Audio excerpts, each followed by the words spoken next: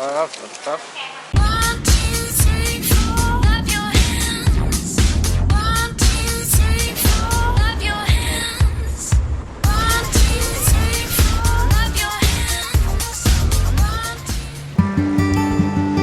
여러분 안녕하세요, 딴입니다. 오늘은요 제가 한국으로요 물건을 보낼 것이 있었습니다. 그래서요 우체국을 다녀온 이야기 여러분들한테요 잠깐 해보도록 하겠습니다. 자, 저희 동네에서요 우체국까지는 좀 거리가 멉니다. 우리 동네에도 물론 우체국이 있기는 있습니다만 한국으로 국제 우편을 보낼 때는요, 특히 이제 물건 EMS로 좀 큰 물건들을 보낼 때는요 짜투짝 우체국을 갑니다. 짜투짝 우체국은요 여러분들이 아시는 짜투짝 시장에 있지 않고요, 짜투짝 그 시장에서 위쪽으로 북쪽으로 가셋 지역을 지나서요 돈무항 가는 방향 쪽으로요 그쪽 방향에 깊숙이 있습니다. 그쪽 지역이 전부 다 짜투짝 지역입니다. 자, 잠시 후 저는 짜투짝 우체국에 도착을 했고요. 보시는 것처럼 우체국을 올 때 또는 제가 시내를 멀리 갈 때는 오토바이를 주로 타고 옵니다. 차를 가지고 오면은 주차하기가 여간 어려운 게 아니죠. 방콕 시내 많이 막힙니다. 자, 오늘도 오토바이를 타고 제가 이렇게 왔습니다. 자, 우체국은 이렇게 생겼습니다. 태국은 빨간색으로 되어 있고요. 안에 내부 인테리어를 보면은 전부 다 빨간색들이죠. 창구들이 있고요. 그곳에서요 우편물을 보내면 되겠습니다.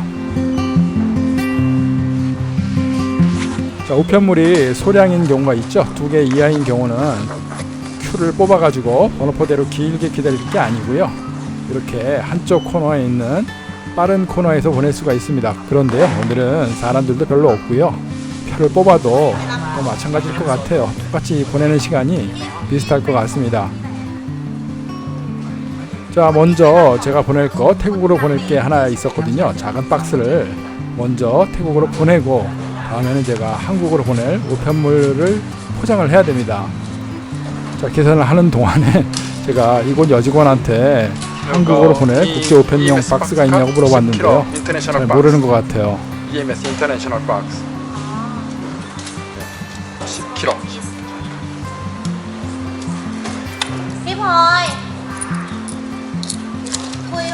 자, 8번 창구로 가서요 그쪽 직원한테 물어봐달라고 합니다. 자, 이 직원한테 물어보니까요 이 직원은 알아듣네요. 10kg. 뭘 원하는지를 알고요 옆에 창구로 가서 창구에서 우편용 박스를 포장을 하라고 알려줍니다. EMS 박스 컵 10kg. 인터내셔널 컵 10 10kg. Yes. 송 EMS 인터내셔널. 자, 그런데요 또 문제가 생겼습니다. 제가 발음하는 영어가 굉장히 문제가 있나 봅니다. I will pack you now. 10kg 박스 10은 한국말로 10이거든요. 10이 10입니다. 똑같습니다. 한국말하고요. 그래서 10kg짜리, 키로도 키로죠. 그래서 10kg짜리 박스를 EMS를 보내려고 하니까 넣어달라, 패킹할 박스를 달라고 하는데요 못 알아듣습니다. 굉장히 조금 제 발음이 이상한 것 같아요. 자, 그래서 저는 물건을 갖고 와가지고요 여기다 포장할 것이다, 바로 이 박스다, 이걸 달라 이렇게 손짓으로 해가지고요 결국 이 여직원이 알아듣고요 저한테 박스를 하나 만들어 줬습니다. 같이 포장을 밑에 테이프로 붙이고요 가지고 와서요 저는 10kg를 담아야 됩니다. 자, 오늘 제가 보낼 물건은요 끄라차이담이라고 하는 검은 생강입니다. 치앙마이 흑생강이죠. 얘를 10kg를 보내야 되는데 저 박스는요 정확하게 10kg용입니다. 박스 무게 포함 겉면에 테이프 밴딩까지 전부 다 해가지고요 정확하게 10kg를 넘으면 안 됩니다. 단 1g도 넘으면은 절대 보내줄 수가 없거든요. 그래서 제가 이제 물건들을 갖고 오면은 최대한 10kg를 맞추려고 저렇게 열어놓은 상태로요 물건들을 계속 넣고 조금 넣고 이렇게 무게를 측정해가면서 재는 수밖에 없습니다.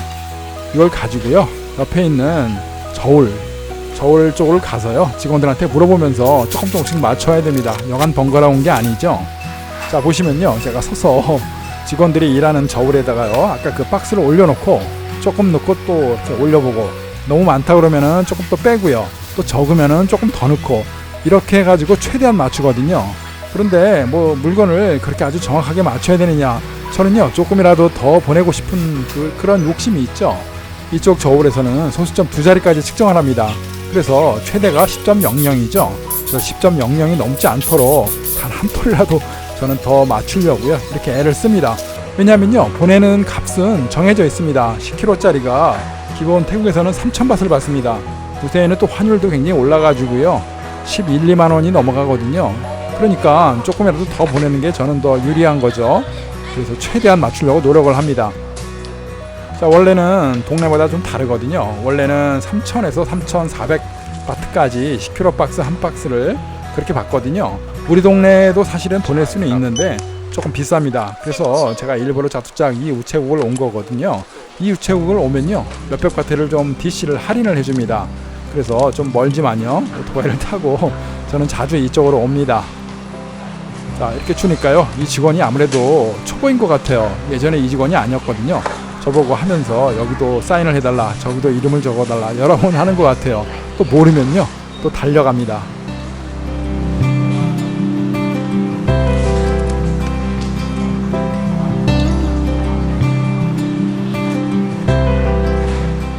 저 여직원이요, 다시 그 고참 언니한테 물어보러 갔습니다. 귀엽죠? 여직원이 뒤통뒤통 뛰면서 다녀오는데요. 왠지 저도 좀 미안합니다. 저밖에 EMS를 보내는 사람이 없어 그런지요, 이 여직원이 잘 모르는 것 같아요. 자, 여러 번 뭐 물어도 보고 왔다 갔다 하면서요, 또 보고 이렇게 해서요, 제 거를 접수를 해주고 있습니다. 옆에 보니까요, 뭐 사탕도 있고 과자 같은 것도 있고요, 중국식 뭐 이런 과자 같아요. 그래서 아마 우체국에 왔다가 이런 먹을 걸 보고 또 사가는 사람도 있는 것 같습니다. 자, 다시 한번 말씀드리자면요, 저 박스 위에 빨간 노끈으로요, 태핑까지 정확하게 하고, 그리고 또 저 위에 붙이는 저 EMS 송장 펴입니다. 저것까지 포함해서 정확하게 10kg를 넘으면 안 됩니다. 아주 철저하거든요. 융통성이 별로 없습니다. 또 어떤 때는요, 이 직원마다 저울이 조금 다른 경우도 있어요. 그래서 측정을 저는 10kg를 정확하게 맞춰서 끝까지 날 맞춰가지고요, 포장 밴딩을 다 했는데, 접수하는 직원 쪽에 있는 저울이 약간 더 오버가 됐을 때, 뭐 1g이라도 넘어가면요, 또 안 된다고 합니다. 그러면요, 또 풀러가지고 또 빼야 되는 경우가 생기거든요. 좀 답답하죠. 융통성들이 조금은 부족한 것 같습니다. 자, 이렇게 오늘 저는 조금이라도 아끼려고요, 다만 몇백 바트라도 조금 할인을 받으려고 이곳을 달려왔고요, 이곳에 와서 10kg짜리 EMS를 보냈습니다. 자, 보시는 것처럼요, EMS를 보내는 규격이 10kg, 5kg, 2kg 이런 식으로 일정 박스가 되어 있습니다. 뭐 이거 말고도요, 일반 우편 같은 경우는 조금 더 저렴한 것도 있거든요. 그래도 이제 EMS로 한국으로 보내주면 정확하게 3일에서 길어도 4일 이 정도를 넘기지 않거든요. 또 굉장히 안전하고 트래킹이 됩니다. 그리고 무엇보다 정확하게 택배로 집까지 정확하게 배달이 되기 때문에 다른 우편, 다른 일반 등기 이런 거보다는요, EMS를 활용하는 게 제일 좋은 것 같아요. 물론 페덱스라든가요, 조금 좀 비싼 고급 배송도 있긴 한데요, 좀 많이 비싸죠. 이 EMS 비용이 상당히 많이 올랐습니다. 몇 년 전부터 이게 올리기 시작한 건데, 10kg를 보내는데 한국으로요, 12만원까지 이게 든다는 게 너무 비싸죠. 생각보다 굉장히 비쌉니다. 그래서 물건을 보낼 때요, 배보다 배꼽이 더 큰 경우들이 있어요.